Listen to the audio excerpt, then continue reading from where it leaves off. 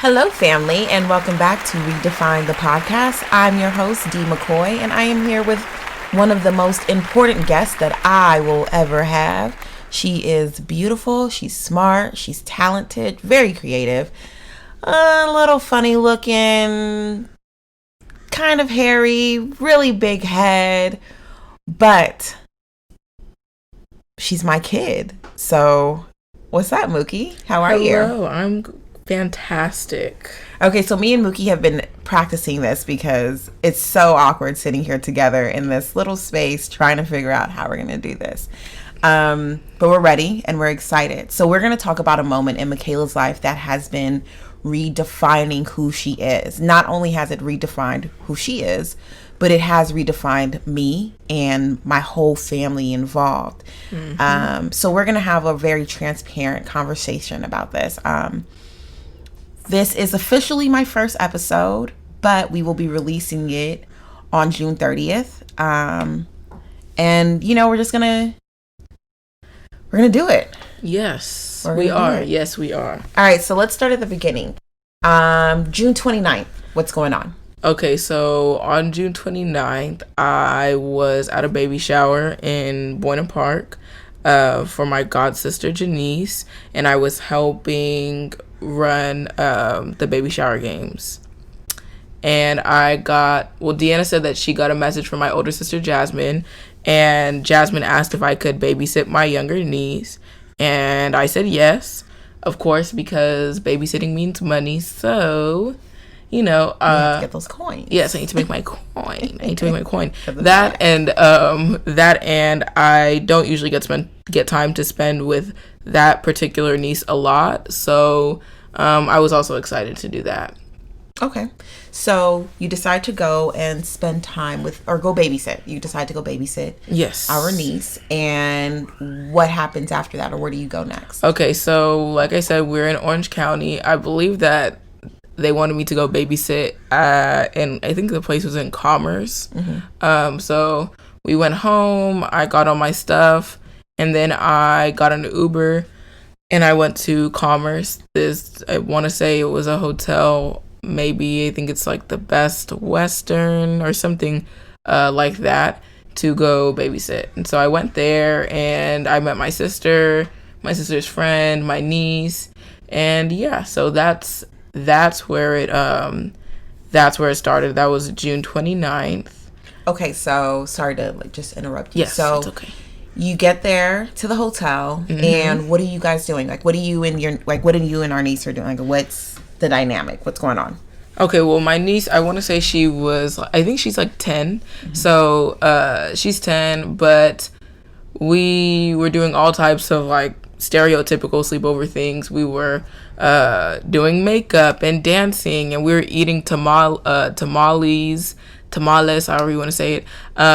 We were on Instagram Live. She was asking me about boys. More so, I was bugging her to figure out her love life, even though she's 10, so I don't know that she really has one. But it was hilarious. We went downstairs to the lobby and bought a whole bunch of candy because her mom usually does not let her eat as much candy as we bought that day. But you know, it's just auntie. So yes, every once in a while you have to splurge, and you need, everybody needs candy. So yeah, so we did all that type of stuff, and it was a really, really fun night. And yeah, I just did whatever it was that she wanted to do, because I don't get to see her all the time, so I wanted to make it a fun experience for her. Fun, memorable experience, right? Yes. Okay, so the end of the night comes, you guys get ready to go to bed. As I said, guys, I know that you're listening to this, and this is something that we've both lived, so there's no way that we can have the conversation that we're having without me personally getting emotional. It just is what it is. I'm already getting emotional. So anyway, so the end of the night comes, our niece goes to bed, and you're up because you're a teenager, you stay up all night apparently. So basically how it all started was my niece was supposed to go to sleep at like 11. I let her stay up later, and she had makeup on her face and stuff, so we washed off the makeup, and I had her go lay down in a hotel room. I'm sure everybody probably knows you have the 2 beds, and then you have the little dresser in between. So I let her go sleep on the bed, the other bed across from me, and then I stayed up for a while in the bed next to hers, and I was on my phone texting my friends, in and out of sleeping. Every now and again I would doze off, but I would wake up. And so pretty much after this is where what to me seemed to be a fun night, an exciting night, completely began to change. And so after a few hours of me, like I said, dozing off and out of sleep on my phone, playing games, listening to music, FaceTiming, whatever it was, come around 2:00, I have a nephew, and he's older, and my sister had told me that he was out and he would be coming back to the hotel room at some point. She had her own room, the same hotel, but she had her own room, and then she had us, the kids, then her kids and me in our own room. So she said that he'd be coming, and I was like, okay, cool. So around 2:00, are you okay? Yeah, no. So I just tapped her because I wanted to interject, but I didn't want to stop her. Go ahead. So basically, on the other end of things, we are at home. I am not. She's in good hands. She's with my sister. There's no, she's with my sister. So I am not thinking about her, worried about her. There's nothing going on to make me even wonder about Makala. And so she's resting, or we're resting, and we're, she's in a safe spot. So we're not thinking anything. The only thing that we didn't know was that there was 2 separate rooms at the time. We thought that everybody was going to be in the same room. So all the kids and the parent would be in the room together. Yeah. Go ahead. So like I said, I have this nephew. He's out, and I know that he's supposed to be coming at some point. So it's getting late, and I'm like, okay, I don't know if he has a key. I really don't know what it is, but I ended up texting him and seeing where he was at. And he said that he's gonna come soon to the hotel room. Because the night is so far away now. It's like it was literally a year ago. So some memories, some things, my recollection is not the best.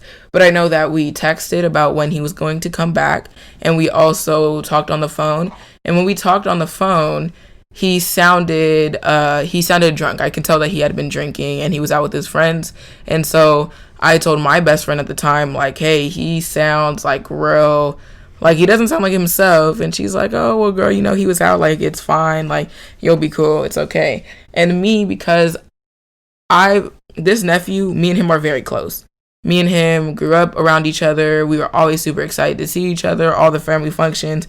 That's who I kicked it with. Like, that was not only my nephew, but that was, like, one of my closest friends. And he's one of, like, David and I, he was our favorite nephew. He was the nephew that we took to SneakerCon and bought stuff for, and so he was, the favorite. Right. Unfortunately, so for the other ones that may hear this, right. Oh yeah, sorry, but now you know. He was pretty amazing, and we were really close. But I had known already, like, when he gets drunk or he gets high, he acts different. Okay, so I have a question about that. Yeah. Do you feel as if you said you already felt something weird when you knew that he was drunk? Now, do you think that was like your intuition? Would you say that was God? Would you say, like, if you could go back to that night and you had that feeling, would you have left then? You know what? I don't think so, because I feel like because I know him so well, even though he was drunk or he did sound off, I really didn't think much of it because I already knew he was out, and I had already expected that. And if it was God or my intuition, I for sure did not listen to it. But yeah. Okay, so It's around 2 o'clock, and he comes home.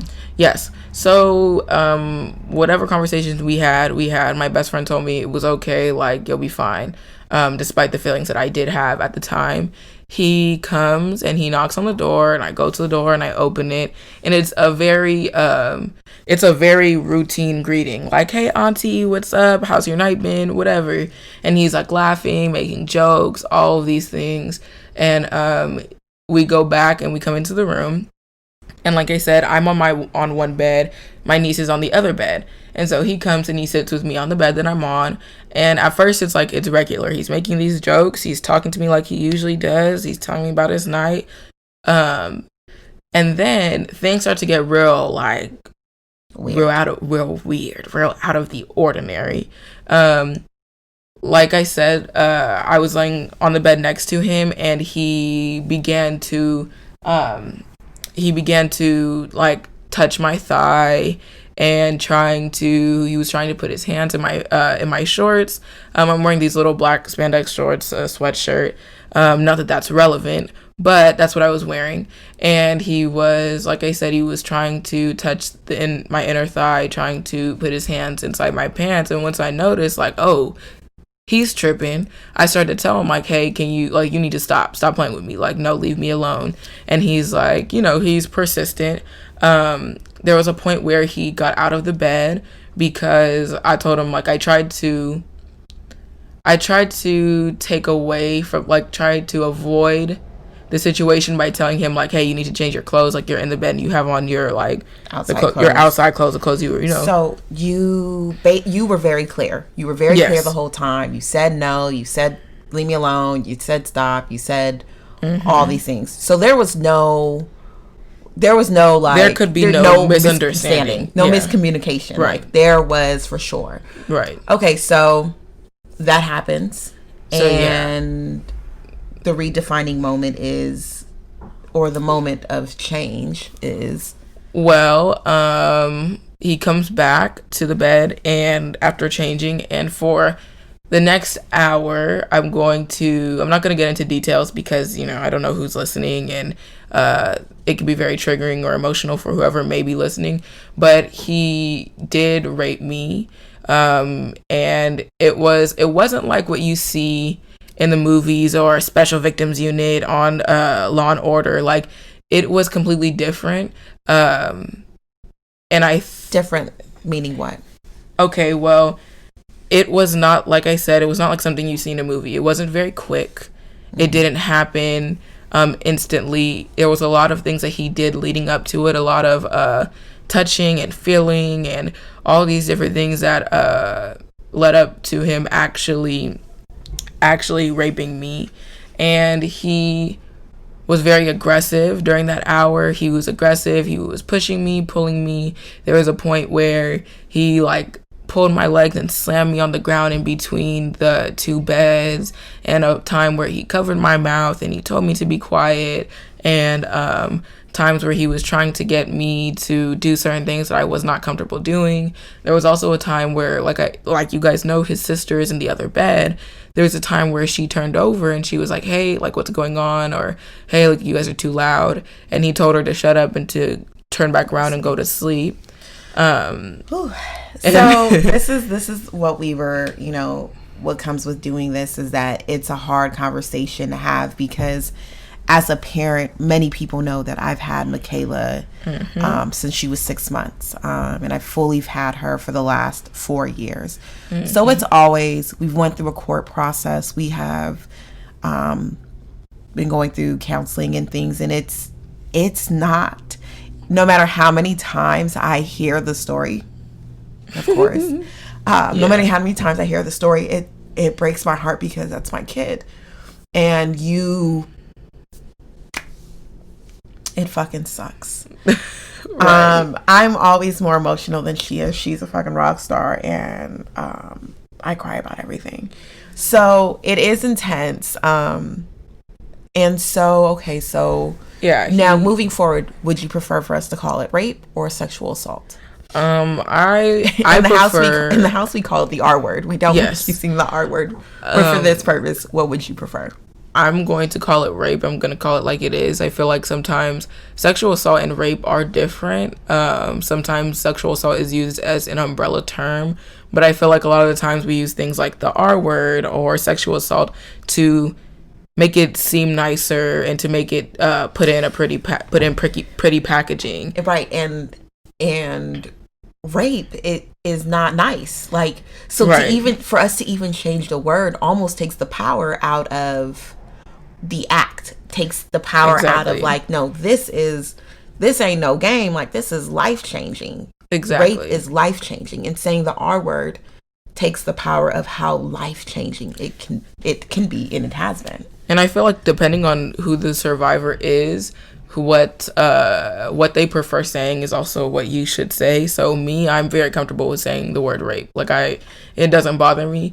But if you have somebody who prefers you saying sexual assault or maybe not giving it a name at all, that's also what you should do. But personally, I feel like there's no need to cover it up because this is what happened and it's nothing to be ashamed of. So that's also why I say rape rather than sexual assault or whatever. Okay, so then that's actually good. Yeah. Before we even move on, you said survivor. Now, how do you feel when the word victim is used versus survivor, or victim, survivor, warrior? What's the preference in that? Okay, so the first person who told me, very funny. The first person who told me to stop calling myself a victim was my sister, was Deanna. Congratulations to her. But yeah, she's the first person that made me realize that a lot of times in these situations, even like we talk about someone who passes away by suicide, a lot of the times you call them a victim. And I feel like when you say a victim, it has like a negative connotation to it. Makes it sound like you're weak or something. Yeah, right? like you're weak. And I feel like a lot of people, not a lot of people, nobody asks to be sexually assaulted or raped or molested. And when it does happen to you, it's something that you're overcoming. I don't believe that you're a victim. I believe that you're surviving it, because there's a lot of people who don't survive, who if it's physically, like they actually get hurt and pass away because of it, or just mentally, like they don't come back from it spiritually. So I call myself a survivor because I feel like every day it's a constant battle, and every day I'm because of what happened, I'm becoming better, stronger. And I feel like calling me a victim makes me seem weak, makes me seem powerless, makes me seem anybody at that. So I'm really against calling somebody a victim, more like a survivor, because it takes a lot of strength to go through what, whether it be a woman, a man, somebody who's non-binary, what have you, go through that, and then you call them a victim as if, Well, another thing that I had been saying to Makala since the very beginning was, you are not a victim. This does not define who you are. And it's not your fault. It's not your fault. And you're bigger than this moment, and your virginity is given and it's not taken. And these were things that from the moment it happened that we had to pour into her, because I didn't want to lose her. I didn't want to lose my baby. I didn't want, and in a sense, we did, because there's a little bit of innocence that's lost because you start dealing with the traumatic experience of it. The night she came home, I don't think anybody in the house slept. Yeah. So after it happened, like I said, it was like an hour. I went back and forth with, do I leave? What do I do? I remember going in the bathroom and seeing that I was bleeding. It was very traumatic. And then the day, first of all, this is early in the morning. This is now June 30th. The sun is not even up yet, and Deanna and David, they come pick me up. And from that moment to the time that I got home was 16 hours. Right, I believe, like you're right, like 16 hours. I will never. Or 16 hours. It was 16 hours. Mind you, I haven't even really slept anyways from the day before. So It was really you had been up for at least 24 hours at that point. Yeah, it was chaotic. And when I had to go, the parts that really stuck out to me were, number one, from the minute I walked downstairs and the police were called, I have to say I was probably interviewed by at least 12 different people about what happened to me, which can be very overwhelming. But because Deanna has always instilled in me, like, you know, you speak your truth or you advocate for yourself or whatever. So in that moment, although it for somebody else it could have been very hard, for me it came with ease because I know that this is what had to be done. But that's something that was very huge. Then not only that, I had to go to this random doctor's office with these ladies, and they were taking pictures of my body, and they were talking to me in like these very pitiful voices, and it was just a really, really crazy experience. And then getting home was one of the most, I don't know what to call it, but basically getting home really brought it like to life, because at first I was caught in everything that was happening and I didn't get the time to really think about it. But getting home, I had to really end up sitting with my own thoughts and having to digest what happened to me, and that was the biggest part that really got me. That's when it got real. That's when it got, yeah. I feel like when she got home, like as Makala was saying, the whole 16 hours we are with her, and we're meeting lots of police officers. We are watching him get walked to the car. It is moments in life that you cannot forget. And as parents, David and I deal with the pain of watching her go through this, and we really can't do anything because we can't go in the back when she's taking the pictures. She doesn't want to be touched. She doesn't want to be held. Like, what do we do as parents? And that was a hard thing. And then not only as parents, we're guardians, but then I'm dealing with my mother calling from Belize, and she's pissed because what is going on? And I am fully, if you know me. But let's talk about how she even knew it was going on was the kicker to it all. David and I sat in this back room with a whole bunch of snacks on recliners waiting for Mookie.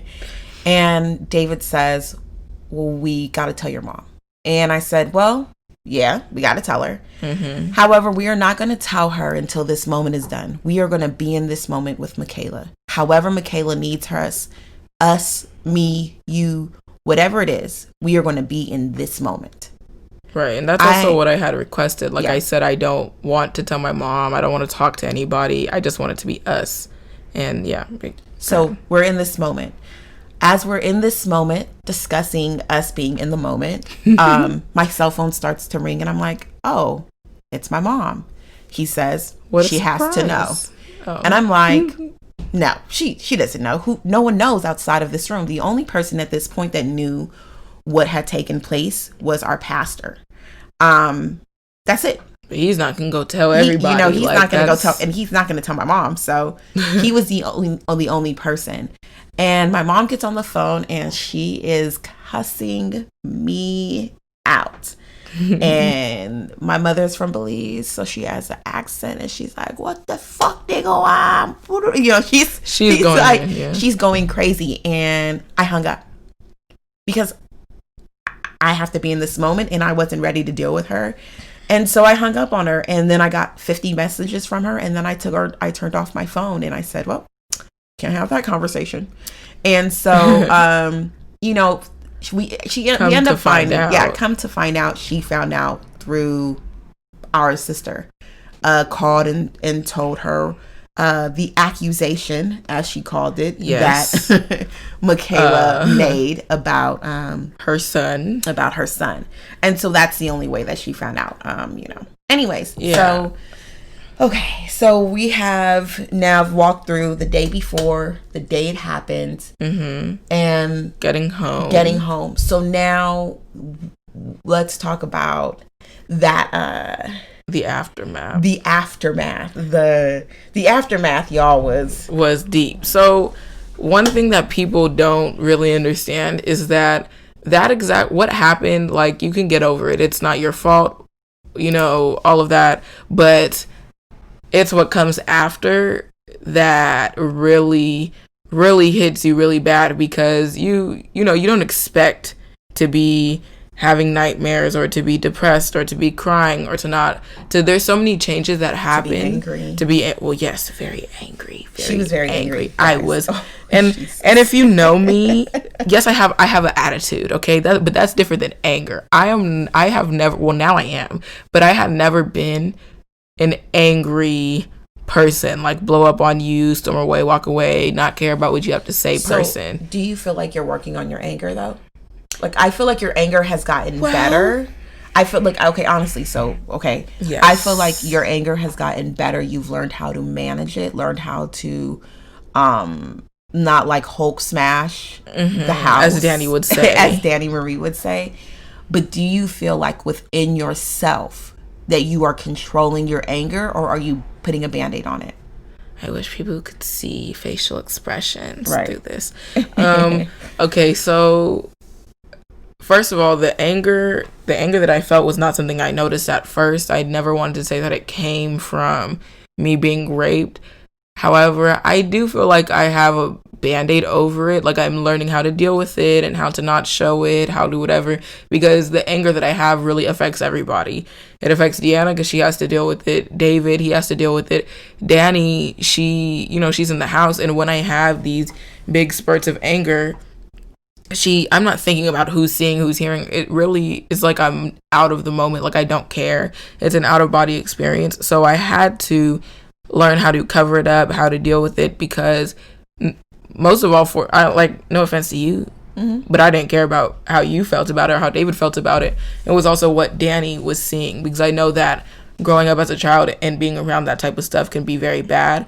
But I do, to answer your question, feel like it is definitely a Band-Aid that is put over it, because not that it's not okay to be angry, but it's not okay to yell at people or lash out or to break things or to stomp or to yell or whatever, or to punch yes, it's not okay. So it's definitely a Band-Aid on top of the anger and on top of a lot of other emotions that I felt as well. It's a huge Band-Aid that I had to put over.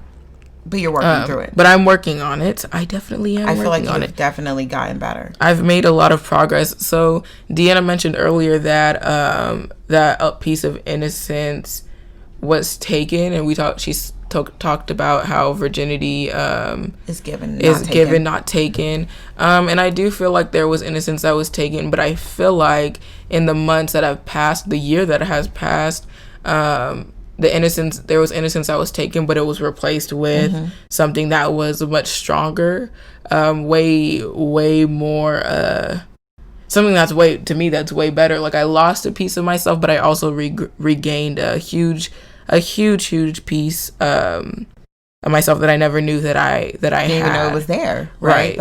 You tapped into a power that you didn't even know that was there. Yeah. And that's another big thing that we've discussed in our family, is that you hold the power, and we are no longer going to, a big thing was, going to school was hard because she wasn't sleeping. Yeah. No sleep because of nightmares, anxiety. You had, she is considered to have, it's just I believe it's called like nightmare disorder and PTSD. Oh, PTSD. I was about to say post-traumatic stress disorder. Not postpartum. Yeah, no, not postpartum depression. No. Yeah, I was, so even before this happened, funny story that we hadn't mentioned yet is that on the way, Deanna mentioned to me that on the way to the hotel, her and David were trying to figure out what I called them for. Because when I called them, like, I need you to come pick me up, they didn't know what I needed them to come pick me up for. I didn't give them any details. Prior to this happening, I already was having nightmares, because this is not the first traumatic experience that I've had. However, it's the largest, most life-changing one. Yeah. And I had already been having nightmares. So I believe it was Deanna who thought that maybe it could be a nightmare or whatever that I had. So on our way there, I was telling David's getting dressed and he puts on all black and he is ready to kill someone. And I'm like, okay, you need to calm down. Like, we're just going to go pick up Makala. So as we're driving there, they were maybe about 20 minutes away from us. We got there in about 8 to 10 minutes. Mm-hmm. Okay, so we got there quick. David was speeding. And as we're getting there, I'm prepping him, or so I'm thinking. I'm prepping him, and I'm like, listen, in the event that Makala has just had a bad nightmare, you cannot have an attitude that we have to go pick her up at 3 o'clock in the morning. Right. And he's like, there is no way that's why she called us. It's something bigger than that. And I'm like, what could be bigger than this? I'm thinking the biggest thing that we are facing is a nightmare. Right. That was the biggest thing. I bring that up to say that if I'm already having these bad nightmares that are already preventing me from sleeping before this, now the nightmares are reaching a level they've never hit before. So they're dealing with school and then the biggest thing is that I was not able to sleep. Having PTSD, you also can suffer from nightmares. So now the nightmares that I was already having were preventing me from sleeping. And I take a lot of pride in my schoolwork and in my grades. That for a long time was what defined me. What I knew that I had on top of people were my grades. But at this point, because I'm not sleeping, I'm waking, and if I am sleeping, I'm having consistent nightmares. Not just one nightmare. It's like every single time I close my eyes and try to fall asleep, I have a nightmare. Then I'm not sleeping at all. Going to school, I could barely focus in class. I was sleeping every chance that I got at school. Things were just very, very bad. To me, I don't know about to you, but to me, it almost feels like everything fell apart. Yes. It felt like in that time in my life, personally, as the parent, yeah, I missed a lot of work. I missed a lot of school. Because there was so much that we had to do. There was counseling 2 times a week, and then there was court, and then there was meeting with the DA, and there was all of these many components, and our focus was getting Makala through this. And not just getting her through this, but allowing her to grow through it, allowing her to heal through it, and just helping our I keep saying it, but we did not want to lose our child. And it's not like that doesn't happen. Some people get raped and that's, and that's their, I don't want to say their badge, but that's they carry it. They carry it with them. And I wanted Makala to know from the very first day, yes, this has happened, and I don't understand it. I don't understand it.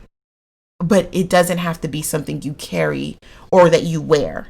So let's figure out, yes, you have to carry it with you, but that's just part of the luggage that you have in your life. So, okay, so let's see. So we've talked about the aftermath. So now you've gone to court. Well, yeah. So then another big part of the aftermath is now I'm in court. And first of all, that was already I already didn't want to see Aaron again. I didn't want to see him anymore. I didn't want to see him. He was in my dreams. First, you're already invading you're everywhere. You're already invading my space. I don't want to have to see you. But going to court, obviously I would have to see him. He'd be in the room. The first time that I went to court, I was like, everybody's like, yeah, you can do this. You're good. You're good. You're going to be fine. And I'm like, yeah, I could do this. I'm going to be fine. And then I go in the courtroom and we're waiting, and I'm like, yeah, I'm going to be good. And I'm starting to get a little impatient, and finally he comes through. And when I tell you, every prep speech, encouraging statement, everything went out the window, because when that boy walked through the door, I ran through the other one. I was crying. I was very upset.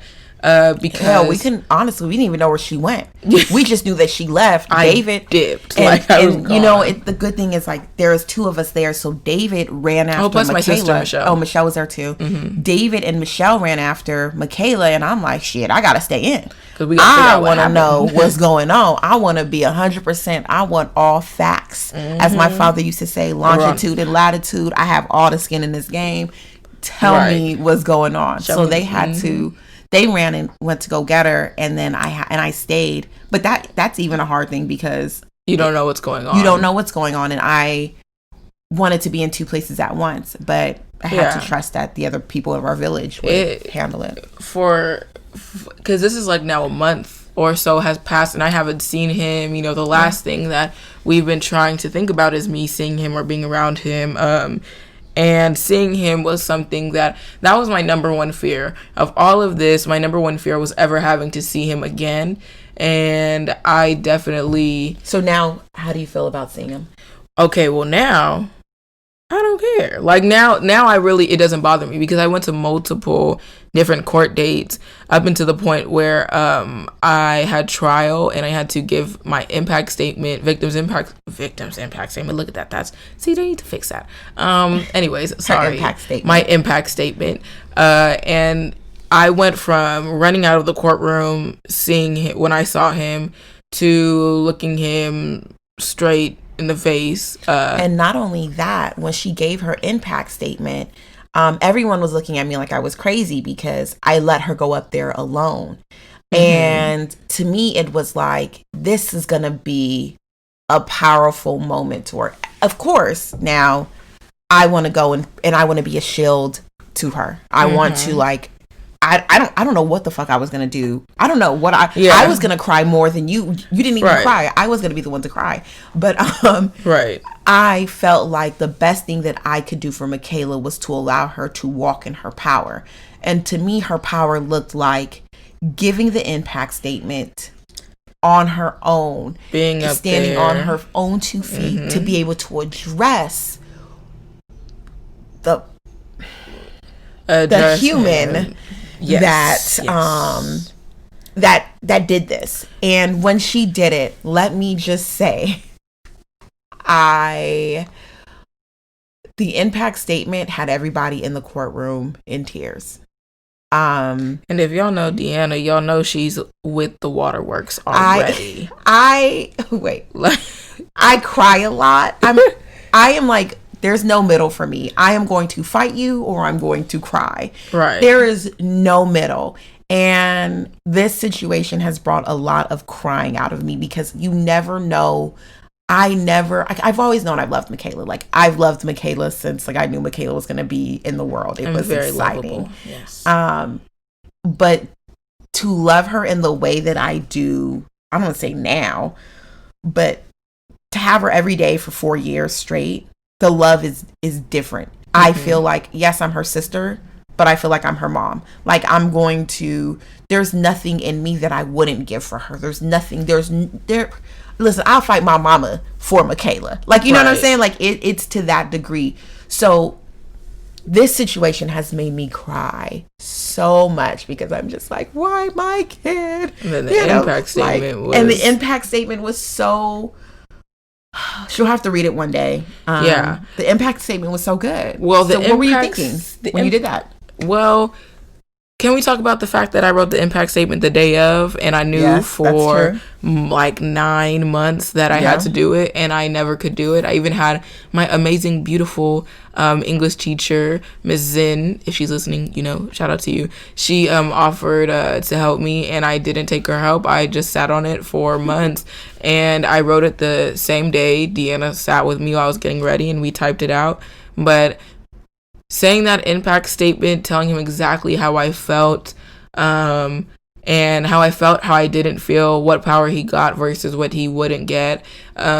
It was so empowering, and that's going to be a moment that I forever cherish and I forever remember, because there was no better feeling than that, than being able to first of all, stand up there like Deanna said, on my own, and tell him exactly what I felt in front of his defense, who was staring at me like a hawk. Like his lawyer was, she was a black woman.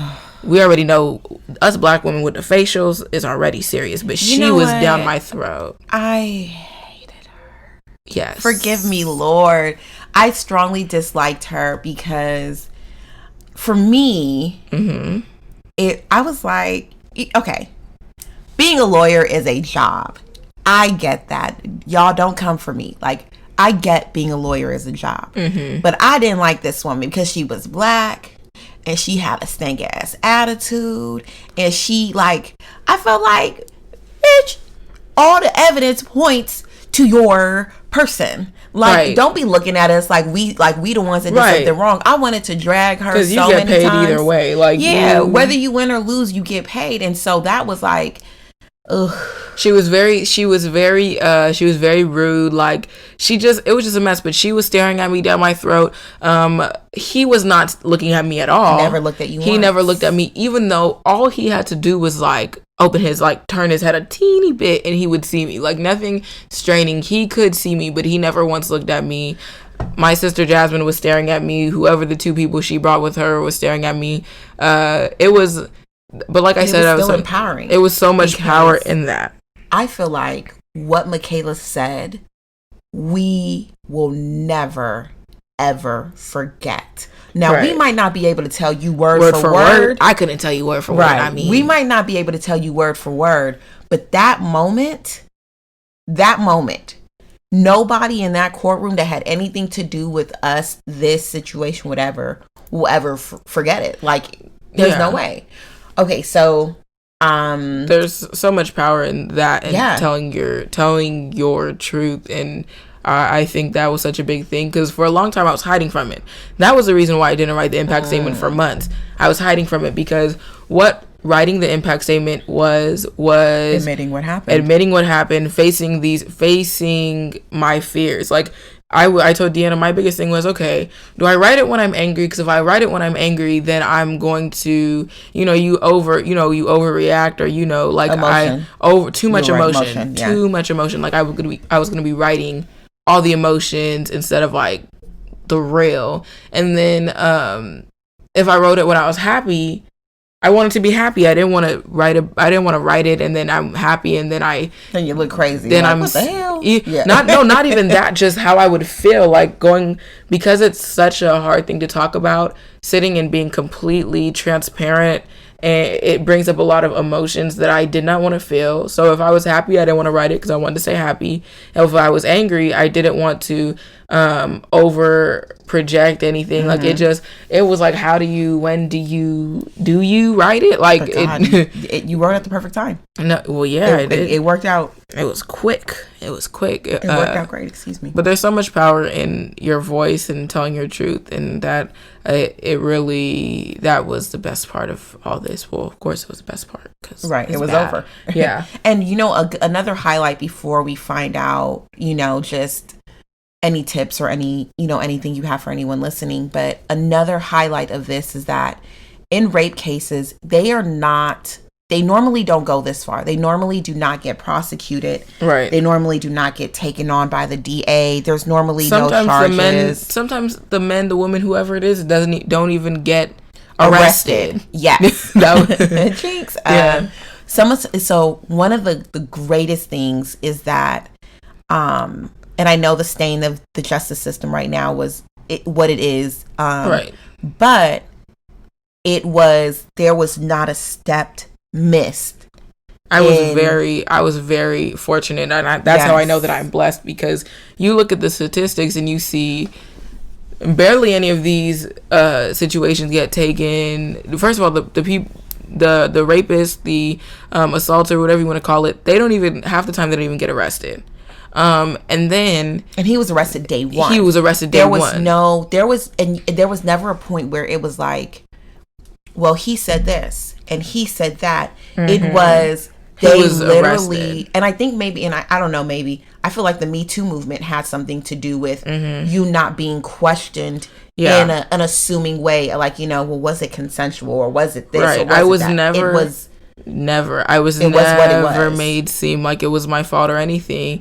So yeah, it was like I was very fortunate because he was number one, like I said, he was arrested. That barely ever happens. Then the fact that he was charged with anything, that doesn't happen. And then the fact that it was taken to court and he actually got time and we won. Winning that case was like was a huge thing because that doesn't happen. Even when you see women have, even if there's DNA evidence, you have some, like, there's DNA evidence, there could be video footage, there could be anything, and the rapist or whosoever it is will walk free. And luckily in my case, that did not happen. Well, and I feel like the evidence was overwhelming. We didn't wait. We acted. Ooh, when I tell you overwhelming, there was DNA. I had injuries, and most of all, he confessed. Yes. A lot of the times, I don't talk about this because I feel like he should. But a big thing is he did confess. He did the day after. We'll give him one kudo. Yeah, there you go. Congratulations. One, you know, clap. Good job. One kudo. And as he should, he confessed, and he confessed. So I'm sure that also you know helped push it forward. But even with him confessing, there was different times going through the court process where I did not know what was gonna happen, like, because they wanted character statements to get his time down. They didn't know, like, it was his first criminal offense. Didn't even have a traffic ticket, and it was like he didn't even have no license, so of course he had no traffic ticket. Oh my god, like there was so many things there. The odds, I can say, all in all, the odds would have been against me because we see in these types of cases all the time that even no matter how much evidence there are, these people walk free. Yeah. And so I was very, very fortunate and very blessed. Definitely. Yeah. That was definitely God. Or whatever you put, you know, friend listening. Whatever you particularly believe. God. Well, I'm saying, but if someone for somebody who someone else who doesn't believe it. But for us, we know that it was God. And so, you know, as I think, I don't want to say the Bible, or I don't know if it's a Bible verse or whatever, but they say everything that happens, like, you know, everything that happened, God gets the glory. And so, yes, this was terrible, but God still came in. He showed out. Right, you know, hallelujah. Hey. Yeah, so, it was, that was, I couldn't tell you how he did that, but he did it. Okay, so we're coming up, as we get ready to close, but we're coming up on the 1 year anniversary of this. When this comes out, it will be the 1 year anniversary. Yes. So what are you feeling about the 1 year coming up? It's okay. So it's very bittersweet. Because you think about it as with it being 1 year, I think about all the great things that have happened and all the bad things that have happened, all the people who came in and out of my life, the counseling, me going through my grades fluctuating, having F's and not being able to go to school and hating my body, hating how I looked, hating everything about me. God, there's so many more things to talk about. There's so many things. And there's like so not enough time, but yes. Yes. Okay. We have to come back. Part two. Right.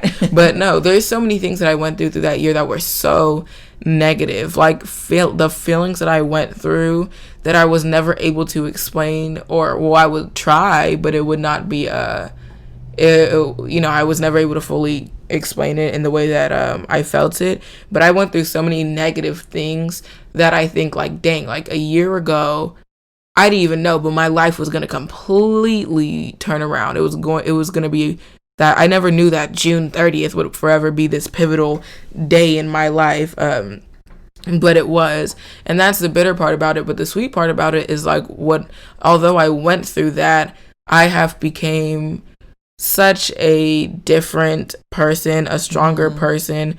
I have so much more to say, so much more to offer to to Everybody. anybody. Yeah. I was gonna say women, but No, it would be a lie anyone. if I said women, because there's so many other people who go through it. But I've been through different things, like my parents moving and parents moving to a different country.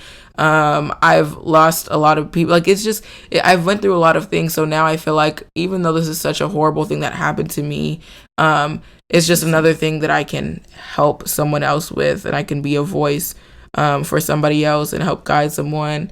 And I just love the person that I have became because of it. I feel like this is the hell, I say it, I've been saying it, I don't know where I got it from, but the hell before the promotion. Mm-hmm. Because through this, you have now created Art by Mookie. Yes.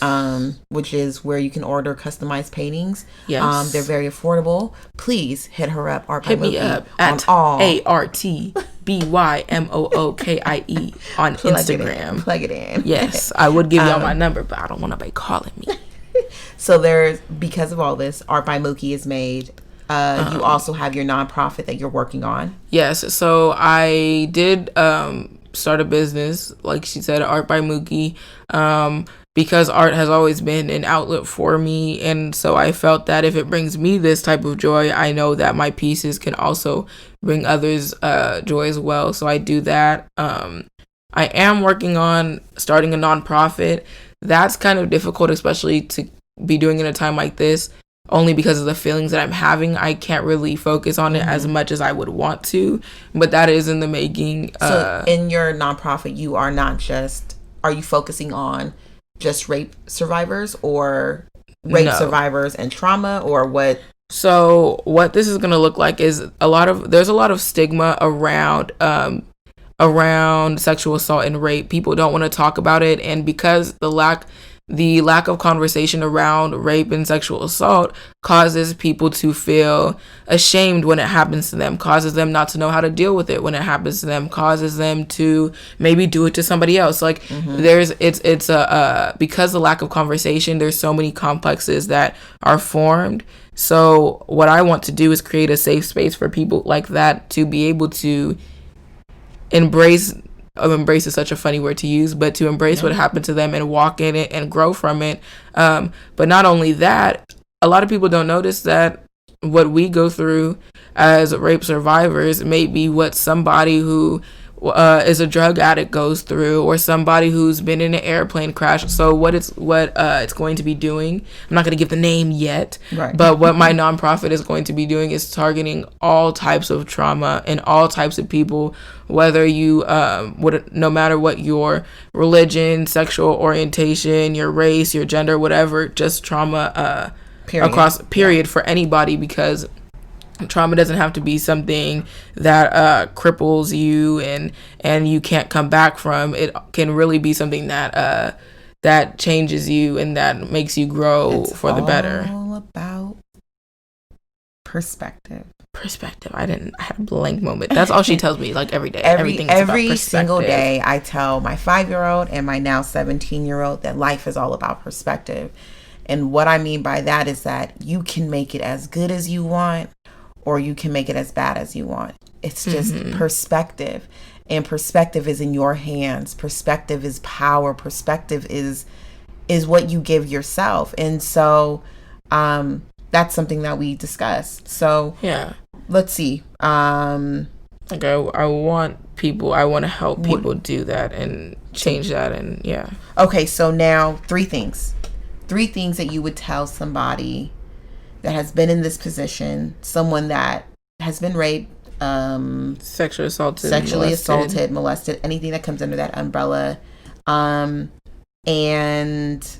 just 3 things that you want people to leave with this. Okay, well, I know that not everybody that's watching this has been in my situation, so I'm going to take the initiative. I'm going to speak 3 things for somebody who has been through this.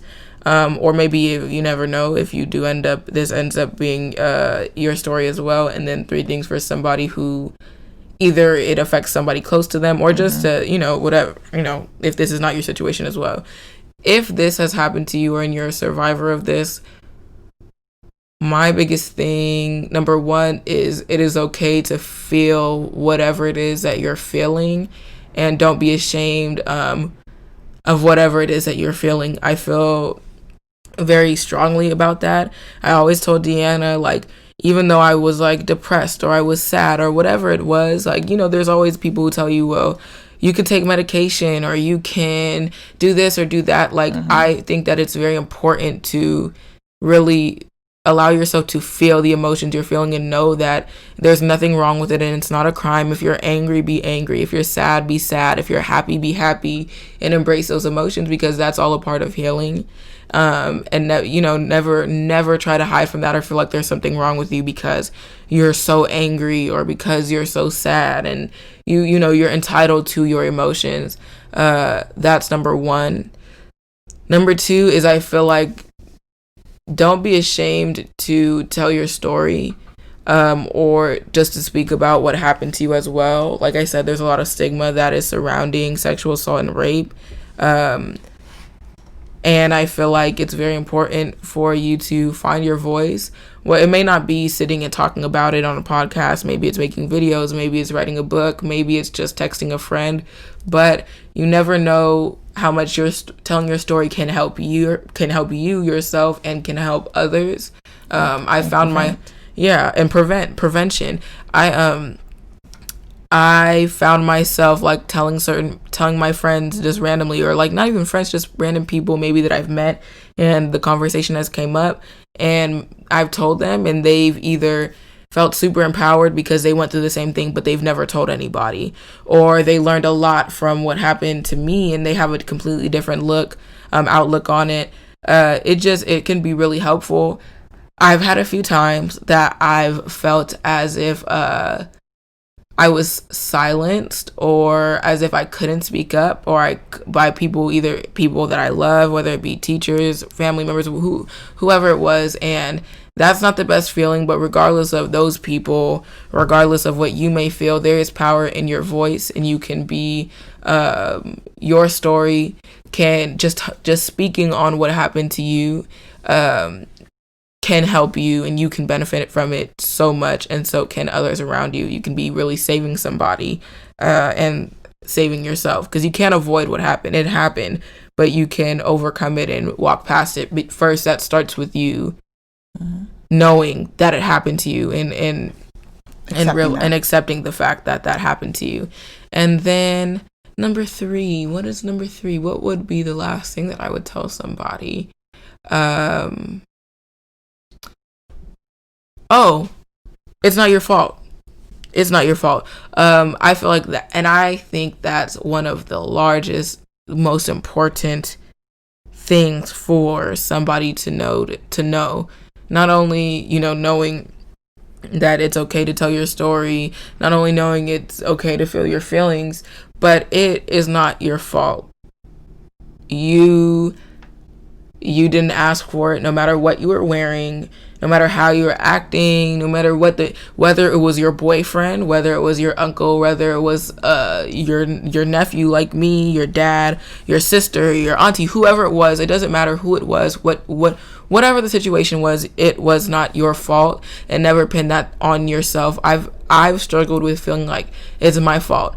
Maybe if I would have acted like this, or maybe if I would have just not worn the shorts, or maybe if, you know, you go through that, but it has nothing to do with you. All the blame is on the other person, because at the end of the day, they're the one that did what they did to you.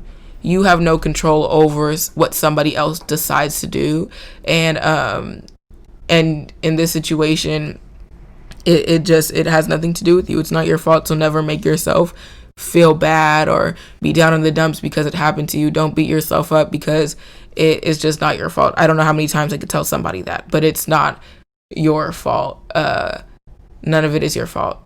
And now for the other people, I think that if you know somebody that this happened to, I already talked about it before, but don't silence them.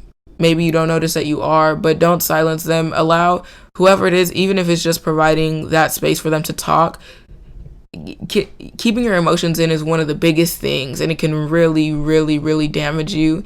And so if you have somebody that brings this to you, it's very important that you provide a safe space for them to speak about it and to open up. And if you don't feel like you can provide that space, point them to somebody who you feel can, because it is so important to release those emotions and have somebody you can trust to guide you, to love you, to care for you, to pray for you through it.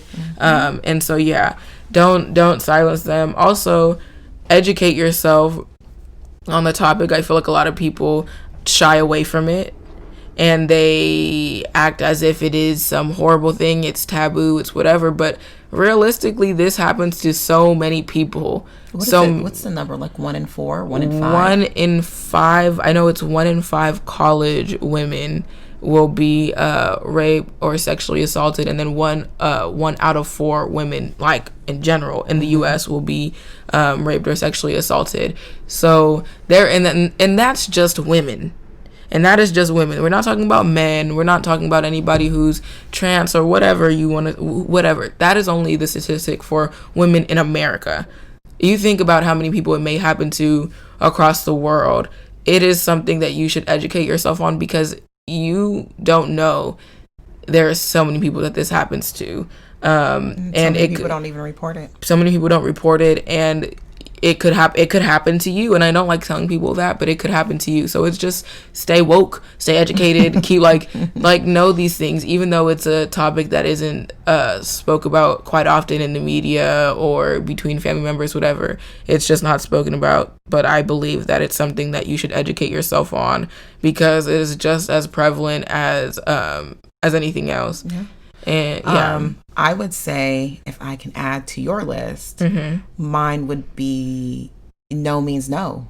Like that, like you need to remember that when you say that, it takes, like you were saying just now, it's not your fault. Like you've already set it up. Like you've already said no. Like, and you need to walk in that, and no one can make you feel bad. Yes, for that. I had this I guess this is a side note, but I had this conversation with these 2 boys. If you guys don't know, I'm about to be a senior, class of 2021, but in my junior year, I had this conversation with these boys, and they were talking about a celebrity, and they were talking about how he was accused of raping someone, and the boys were saying, well, they're basically debating about whether it was rape or not. Whether it was rape or not. Yeah. I remember. Because they were debating what consent looks like. And regardless of if you're dating that person and you tell them no, it means no. Whether you are currently having sex in the middle of whatever you're doing, and all of a sudden you say no, it's no. It's no. Yes. If you are walking on the street and a boy tells you, hey, I want to do this with you, and you say no, that's no. No matter when you say no, how you say no, no consent is not consent. Yeah. No is no, and that's a big thing. It's across the board. No matter if you're unconscious and you can't say no verbally, that is no in itself. Yeah. Like that's a big thing as well to remember. But yeah, those are the things that I would leave somebody with, whether you are a survivor of it or you're just somebody in this world. Those are things that I think are important. Okay. I feel like that was good. Yes. This was really good. And this is not even getting into the little things like Yeah. No, but this is a good starting place, and we can, of course, have a part 2. I mean, yes. You live here, so it's going to be easy breezy. I'll be here every day. Every day for 1 more year. Behind the scene. Yes, 1 more year. She loves to say that I do. Okay, well, everyone, this is Makala or Mookie. Mookie got a dookie. This is Makala or Mookie, my little sister. Please follow her at her favorite sister. Please go ahead and follow me at That's Mookie on Instagram. I will spell it for you. THATS. Oh no. Anyways, you guys get it. Whatever. If y'all know how to, y'all will find me if y'all want to find me. Right. I already messed up. Right. But at that, because we want to be extra. But anyways, no. You guys can follow me at That's Mookie on Instagram. That's my main page. My art page is at Art by Mookie, and yeah. All right, guys. Thank you for tuning in. If you have any questions, comments, concerns, anything, please feel free to send me a message on the Instagram page at Redefine the Podcast. Email me at redefinethepodcast@gmail.com. Everything's the same. Thank you for tuning in. We love you, and we'll see you next time. Yes, goodbye. Deuces.